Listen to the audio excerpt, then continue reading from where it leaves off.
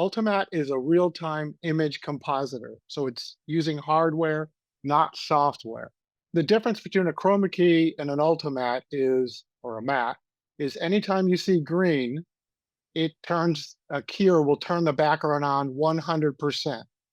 Anytime it doesn't see green, it turns the foreground on 100%.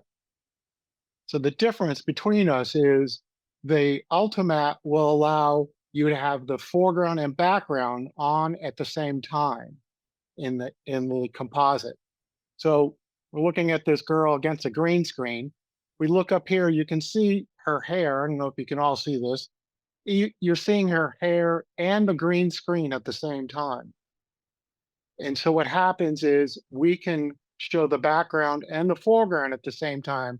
And what that does is give us the ability to see the foreground details such as hair, smoke, transparencies, reflections, all those come through. So what I normally say is the great thing about Ultimatte is anything the camera sees, it will composite. Also, the bad thing about Ultimatte is anything the camera sees, it will composite.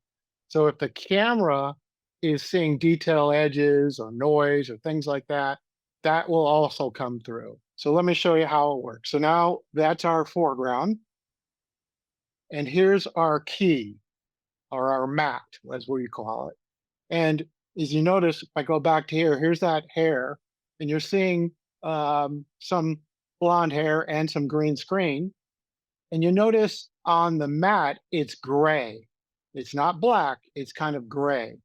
And the reason is we're seeing the green screen behind it. So anything that's black when we're using this matte signal turns the background off 100%. Anytime there's white, it turns it on 100%. But when there's gray, like here and here, it turns both the foreground and background on a certain amount. So let's say this clump of hair here is obscuring the green screen by 10%. So what happens is 90% of the background's turned on, but also 10% of the foreground's turned on. And so this determines how much background is turned on. Anything that's white, 100% white, 100% background. Any transition or variance of that, we can turn the background on a certain amount and the foreground a certain amount. So this is our hole cutter for our talent. And then we also have our fill. This is our green screen, our matte that we generated, and now our fill. And the fill is turning on the foreground and not allowing the background to come through. If we could take these two images, this one, and say put it on a light table and turn it on 100% with a background, you'll get that. Now we're seeing the composite. And you can see her hair. We're seeing the background through it in this area. But up here, where it's solid, we're not seeing any background. And that's the difference between a chroma key and an Ultimatte, is the Ultimatte will reproduce anything the camera sees. Fine hair details, smoke, reflection, what have you. So now if I switch over to, and I look at the same image, now this is through the Ultimatte. On the bottom right here is our menu. So, and I'll go over that in a minute. So there's our foreground, there's our program, our background, and here's that matte again. So, and our fill. So if I go here, you can see the fine hair detail in her and the background. If I go up here to cleanup, now I'm going to show you what it looks like with a chroma key. So if I turn this up, I don't know if you notice, you see some of the hair detail go away. Hopefully you can see that. So that's the difference between an Ultimatte and a chroma key. If I play this now, we're seeing all the hair detail, everything you want to see in a composite. If I turn this up and down, you can see it disappears or it gets very edgy. So that's how the Ultimatte works. So everything is there. So now just a quick way to set it up. If you ever need to do this, I do have a shot sheet that explains it. on the top menu here is the menus to allow us to go look at the foreground, look at the background, what have you. So to set a matte, I'm going to purposely make this look bad. So now we're seeing print through on it. The nice thing about the Ultimatte, most of the time, all you need to do is hit this auto key or file clear. So if I do this, it sets a default to an Ultimatte setup. So this is just an auto correction of the matte. And you notice if I turn these controls up, we kind of lose things. As you can see, those things are not printing through, or they are. So now if I click on them, they reset. So that's the basic Ultimatte. So now if I go here, and I'm just going to set this matte up manually. Most of the time you don't have to, but if there's a problem, most of these controls are for problems with the camera, lighting, and what have you.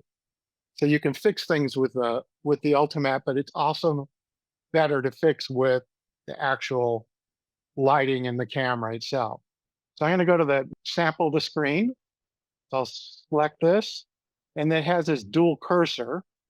And then these controls over here are actually showing you what color we're sampling. So if I select the wall, I don't know if you can see it, there's a cursor up on the top.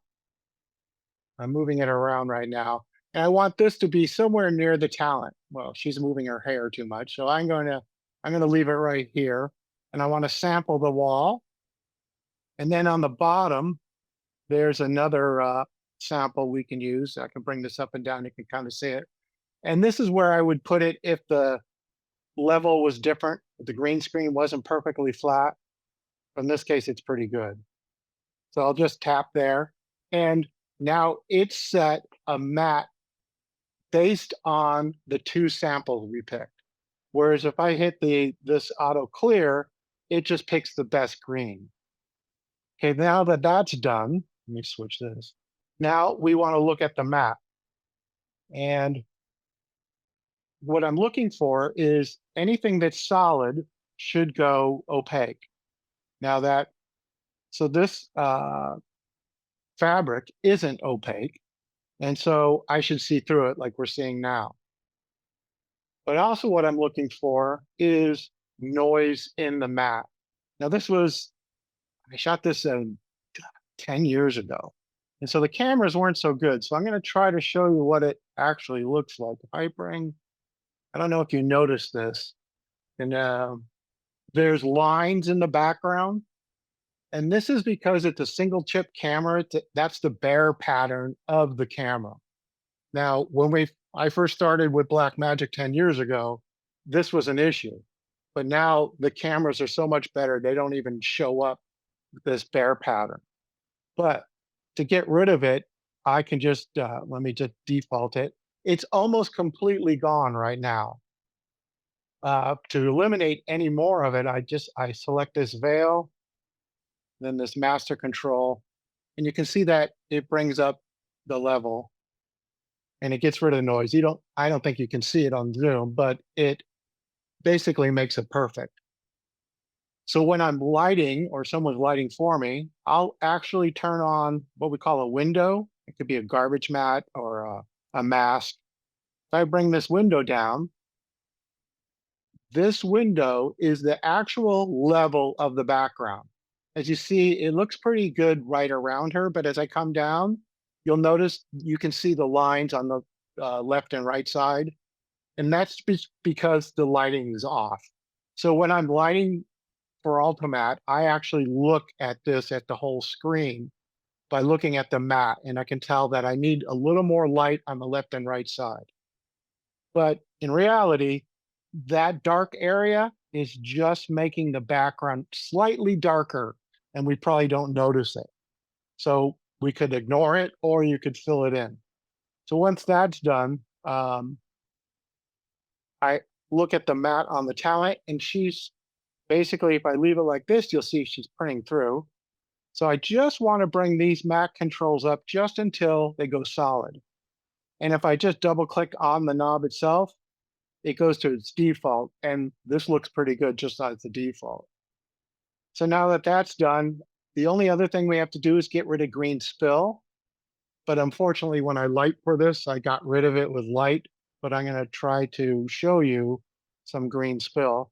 So now I'm on the matte mode. I'm gonna switch over to foreground because I'm dealing with the foreground color. But we'll go to the flare. And if I turn this all the way up, you'll notice she's gone magenta. But she's gone magenta because I'm sucking the green just out of the foreground. If I go the other way, you can kind of see some green spill in her hair. I don't know if you're all seeing that. So if I turn this up, it just gets rid of that.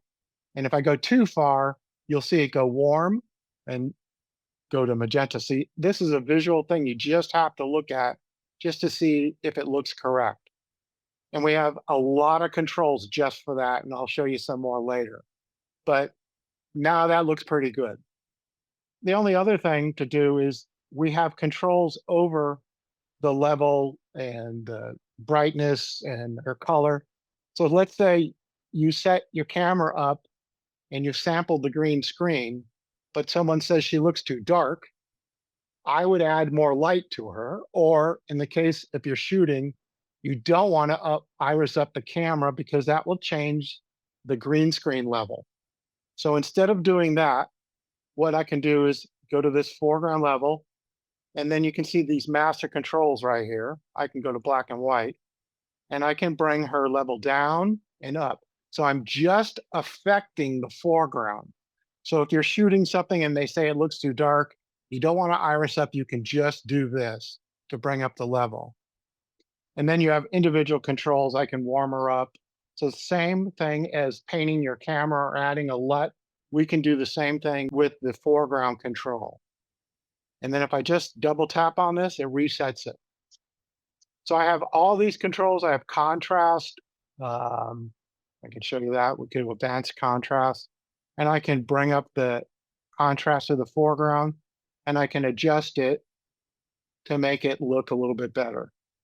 So you have all those controls right in the foreground color. And then most of our menus have these reset controls, so I can just reset that, and it just goes back to the settings that you put in or the default settings. I also have those controls. If I go to background, I can do the same thing to the background. I can lower the level or bring it up, bring it down, change the color, what have you, desaturate it if we need to. Oh, here. So I can desaturate it or oversaturate it, whatever you need to do to make it look good. Because after you make a the composite look good, now you need to make the background and foreground match. And what's not matching right now, and it's something that I'd love to put into the Ultimatte, but we don't have that, is a background defocus. We are at a close-up with her, but the background just looks too sharp. So I can go to the background, and I've switched to put in a softer background. And I've done that in Resolve and just made it soft. Unfortunately, this was during a trade show, and I had to go to my hotel room and load this in and make it soft, but I didn't have anything to compare it to. So this is what I came up with. Obviously, it's too soft, but that's what makes it look realistic. We've made our composite look good. We got hair detail, shadows, reflection, but now you have to match it to your background. And so that comes down to setting your camera up, setting the iris and the focus and everything to match. So if I was going to shoot this background, I would know where she's going to be in my foreground. So say if this was an apartment that I was shooting in, I could go then and set the focus right, and the depth of field would be correct when I combined it. So this time it wasn't because someone just gave me this background. So shooting your own backgrounds is very important, or remembering that you have to have a camera match your foreground and background. We'll go to a different shot.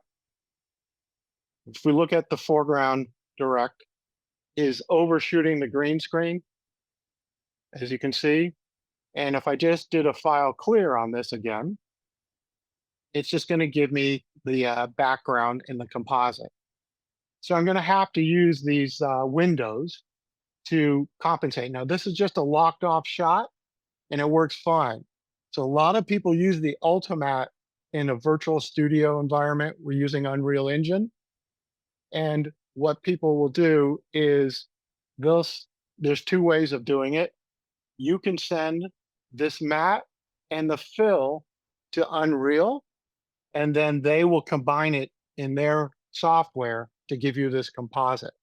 The reason people do that is because some of the controls you can use more of if you're not compositing in the Ultimatte. About 50% will send the background straight to the Ultimatte. So the background from Unreal will go to the Ultimatte and they will do the composite in the Ultimatte. But if they want to do reflections or some effect that can't be done because they need the key and the fill, you can have that sent to Unreal Engine through the Ultimatte.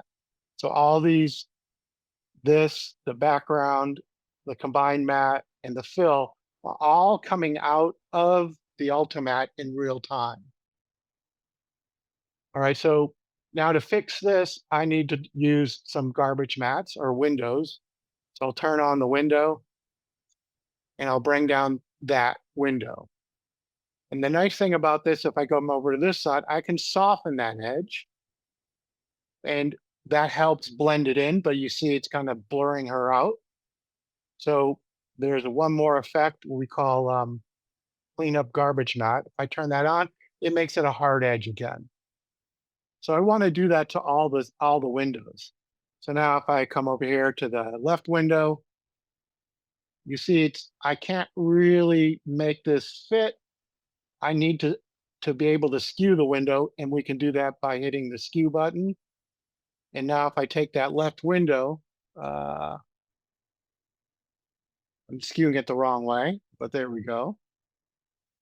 And then on this side, we have the offset, so I can bring it closer or further away. So I need to move the window a little more just till I get, too much. That's about the best I can do. So I'm going to skew it a little bit more.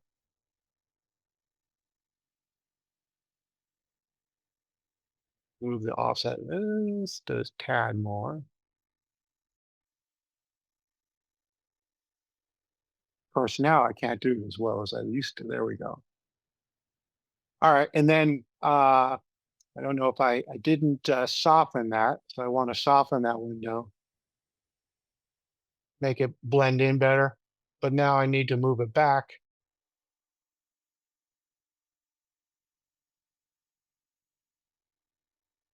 Just so I get a well there. So I'm going to do the same thing to the right window, bring it in. And this one, I just need to soften it. And now we've made that composite look good. But if you notice the little set piece there, the hair care products, it's blue and I see green on it.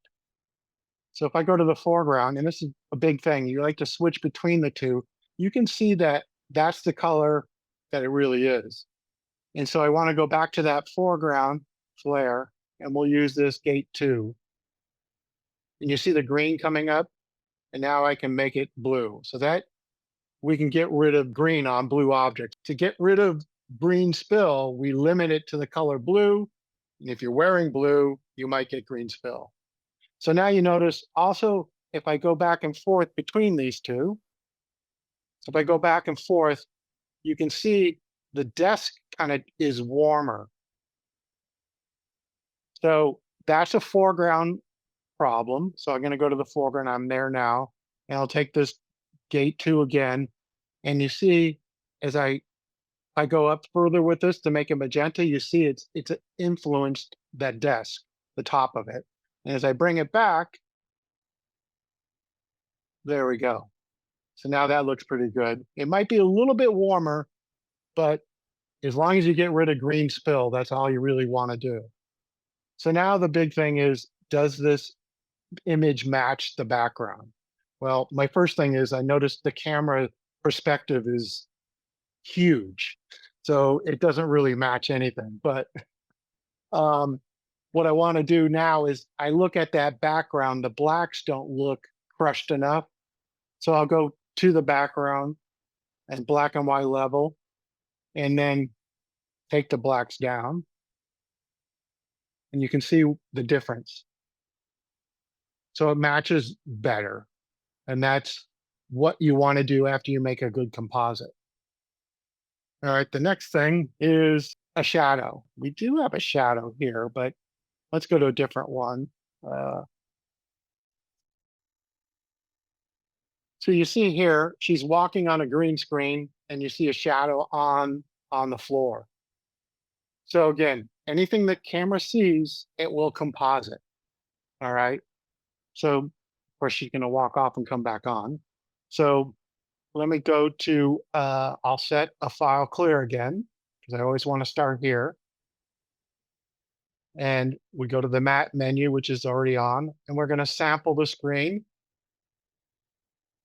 the dual cursor, and we'll see typically when they come up the first time like this, they're in the top left corner and bottom right corner. So I want to move this first, the wall sample, over closer to where she is, and then sample the wall, and it automatically jumps to the floor. And there it is on the floor on the left. And that's a good spot. I don't want to be in a shadow, because if I put it in her shadow, it will make it disappear. So she's walking off right now. Let me get back there. So now I'll sample the floor. So it's just done a map for me. So now I want to look at the auto key. So now I want to look at the map. And I don't know if you noticed, there's noise by that stool and up in the corner.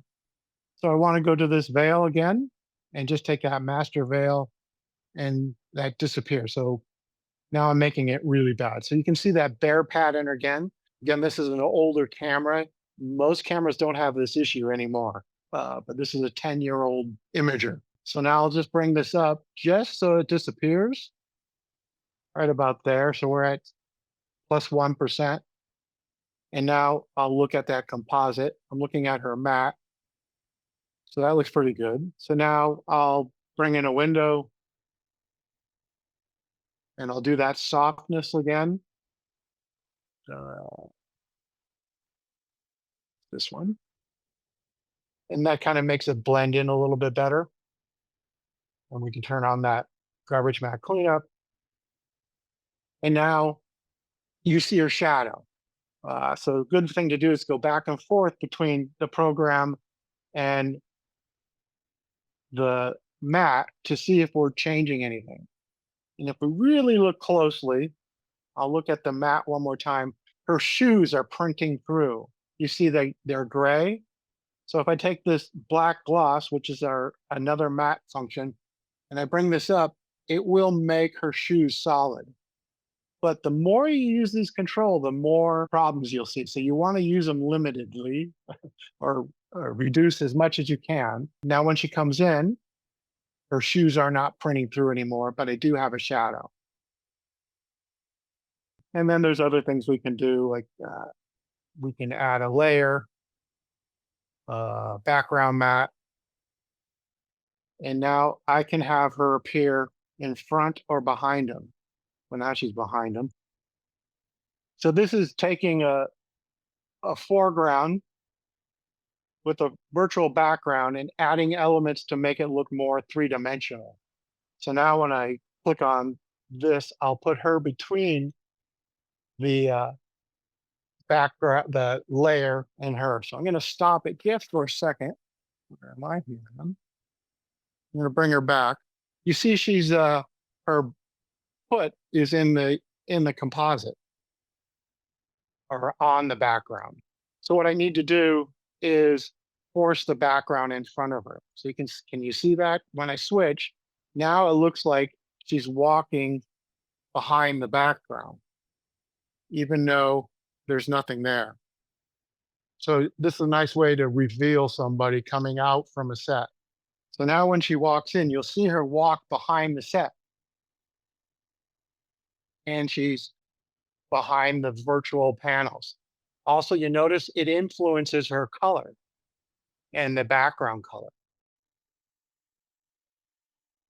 So that allows us now to have her interact with set pieces or virtual set pieces.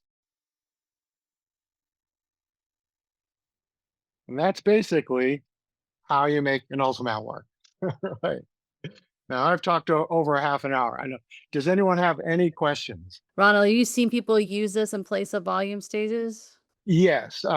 Well, one of the actually a DP, I can't remember his name. One of the big things he said was the problem with the volume stage is he wants to apply a let to the talent after the fact, and they've already married the image together. So by Ah. shooting on a green screen, you get the advantage of doing that. Also, now there's ways of doing it in a volume stage. Christie and a lot of other companies, they have what they call a ghost frame.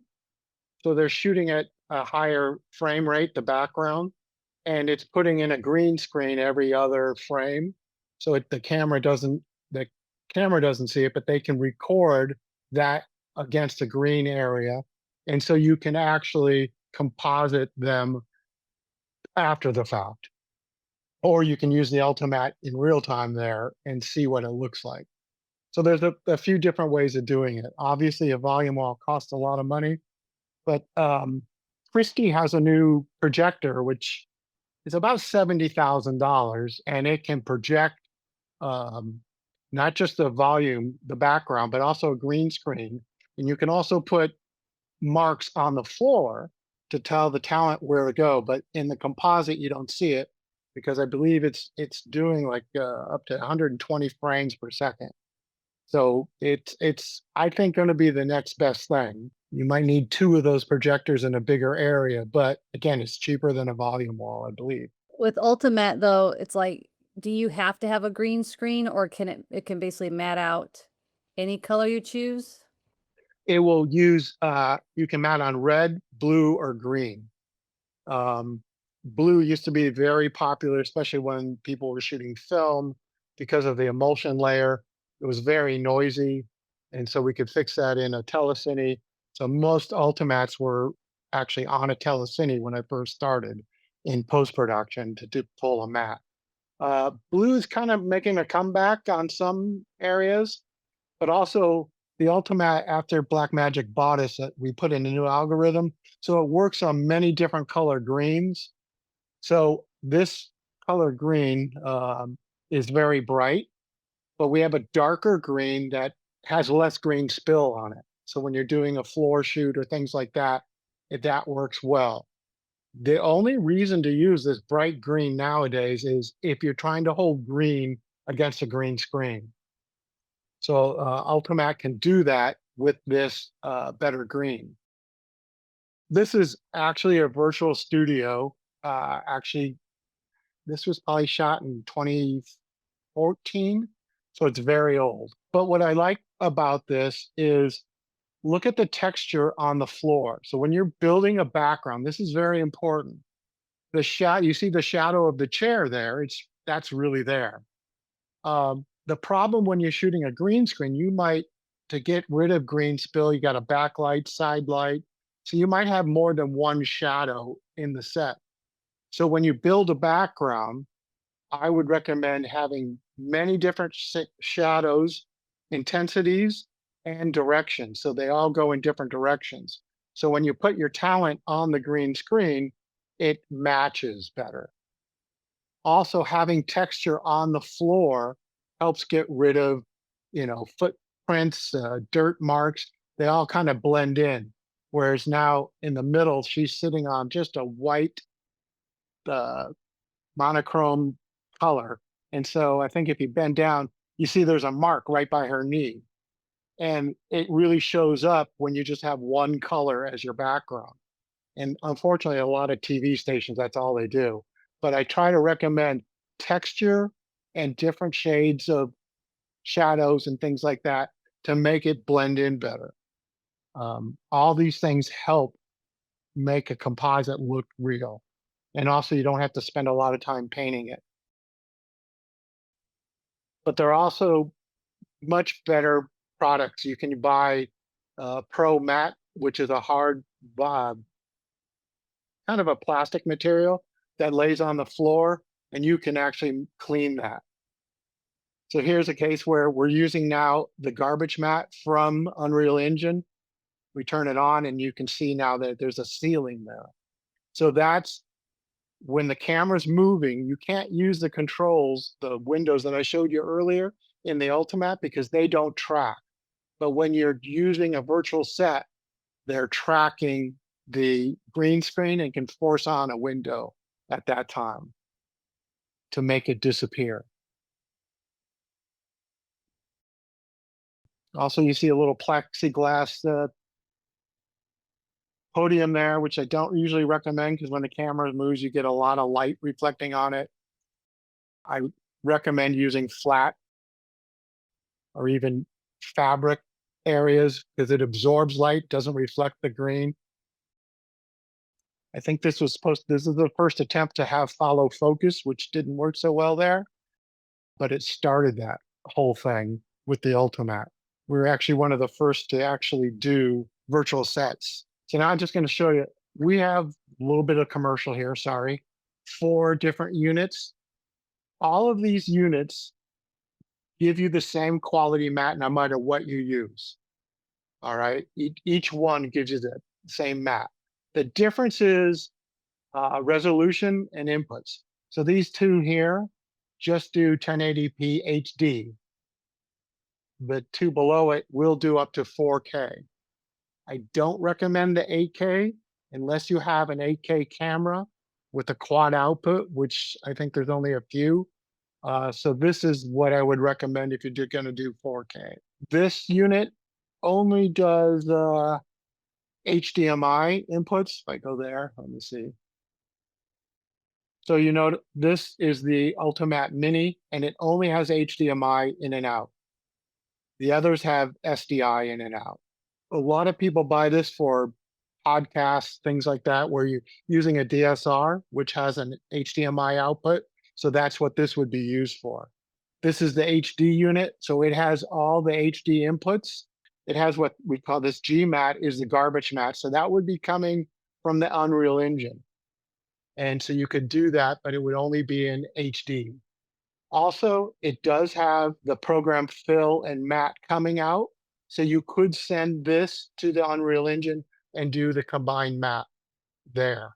The Mini does not have that feature. And then the Ultimatte 4K has all of those features. I'm assuming the Mini is most cost effective for most any filmmakers. Yes. Let's say I want to do a little sci-fi space adventure film. As long as it's 1080, the Mini can handle that video background of the spaceship kind of stuff. Yeah, the matte will still be the same. The only difference is you can only feed it an HDMI cable input. So if you're running a DSR or even our pocket cameras, which is what we shop most of these things with, have an HDMI output and it's limited to 1080p 60. So you can do that. It's if you wanted to send the key and the fill out to the Unreal Engine, you couldn't do that. But the background here is still HDMI. So if you wanted the Unreal Engine to send a background, it would come from a DECLI card or an Aja. Some of them have HDMI outputs, some of them don't. But you could buy a very, I think Blackmagic sells a converter for $49. So you can switch it from this SDI cable to an HDMI. So it's a very inexpensive way of doing a composite. I believe these, barring that the tariffs haven't changed, this costs $559, and this one's $1,009, and the Ultimatte 4K, I think it's $2,700. Relatively cheap compared to Yeah. 10 years ago. And compared to a $20,000 a day volume stage. And it Right, gives us endless possibilities as any filmmakers to take control of our own work, which I love. Thank you for this right. presentation. I think it was super helpful to understand this better because this kind of was daunting to me until now. Before we get off, does anybody on the call have any questions you want to ask Ron while you have the tech god of Ultimatte here? Hi, There you go. a lighting question. I see that when you showed the green screen, you had a fairly In fact, very smooth, going floor to wall. Um, Right. the idea, I guess, is using space lights and then bringing in bringing in floor lights to create molding on the foreground. Now, the thing is that have you ever used a polarizer at any time when shooting green screen? Funny you should say that. I just introduced it. There's a new flooring from ProPsych, which is what we're looking at right now is a psych. Um, and for some reason, their darker green is brighter. I don't know why. And so I brought a polarizer to the NAB and showed them how it worked. And it was just a plastic polarizer. I don't recommend using that. Yeah, Use a real polarizer. And it killed the reflection or the glare. right. It knocks it down about a quarter of a stop, the whole lighting level. Sure. But I showed it to them, and they, instead of relighting, we just brought the foreground level up on the Ultimatte to make Right. it look correct. So Right. yes, polarizers work. They worked in this case because the cameras were locked off, or Yeah. we were doing a motion thing, but if you're using a jib, it won't work because a polarizer only works on one angle. So Right. if you move a jib around, you would need to turn it. So it is limited in that aspect that a polarizer won't work for that. Yeah. Yeah. Right. So because the thing, of course, is if you're bringing in green screen blocks and stuff onto the floor, the angle of the light to the bounce to the lens is going to certain items are going to be reacting differently to the light that it's being hit by. So yeah, yeah, and the point of having a locked off camera would obviously make it. Right. Yeah, yeah, Yeah. Another trick that I did over the years is, especially when we use blue, we had a darker blue for film. right. So the say if we had a set piece where they had to sit on it Yeah, and the light hit it at a different angle and it was glaring up worse than the rest of the green screen, right. or I'm sorry, blue screen in that case, I Yeah, would use a darker blue and paint just the top of it, right, and it knocked it down. So right, now we have this bright green and also a darker green that you can paint on. right, So you can do it that way also. right. But you mentioning the lighting, so space lights work really well. Yeah, The other thing you want to do, especially if someone's walking on a floor, is you want some soft light.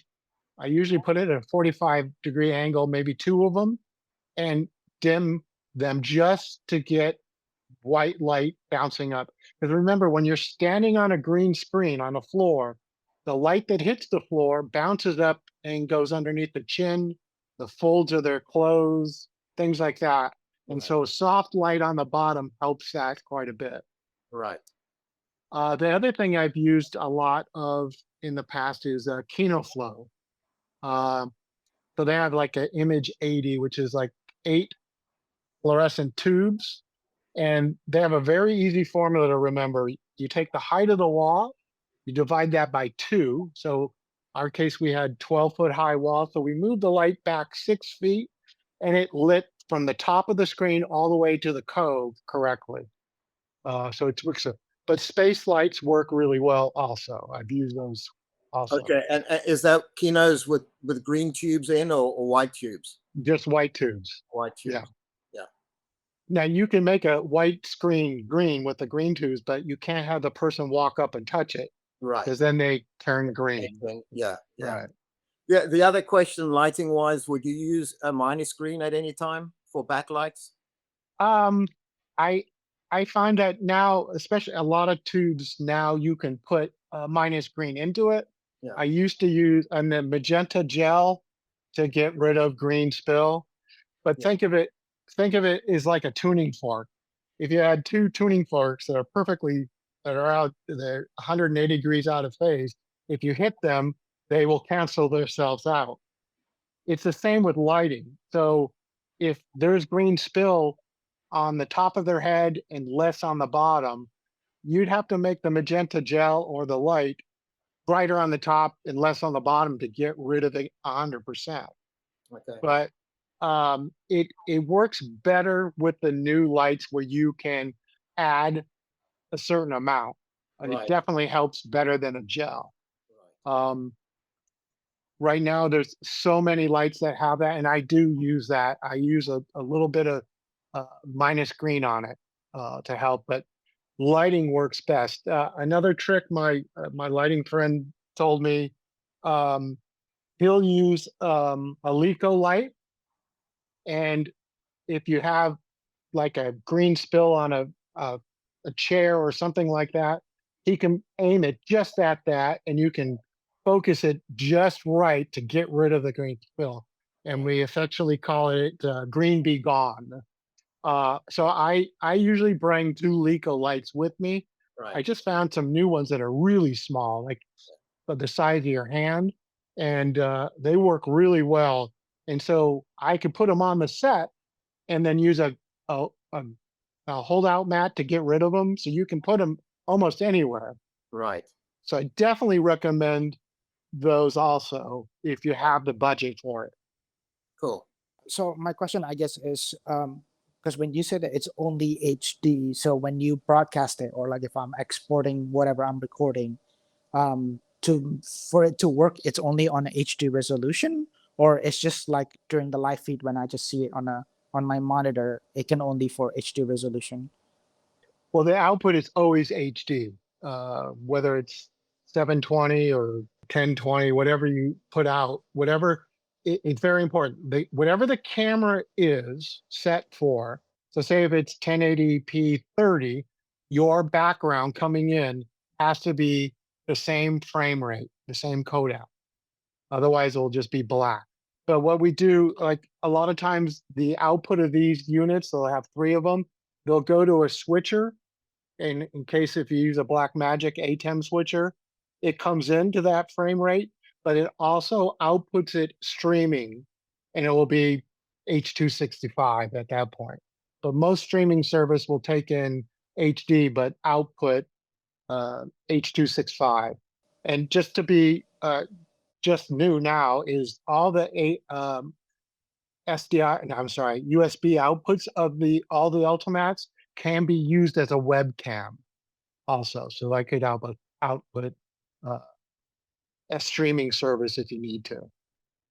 And just what you're looking at now, everything I'm playing back is coming from a hyperdeck, which is recorded onto a drive, and that's how I'm playing back there. None of this is live. It was when we shot it, but with digital cameras, everything's a clone now, so it just works perfectly. I always recommend shooting the raw stuff, so if you want to recomposite it later, you can. Thank you so much for your time, Ron, and to Blackmagic Design for having this happen. I'm very excited to try this out. So All right. thank you so much, everybody, and we'll see you at the next one.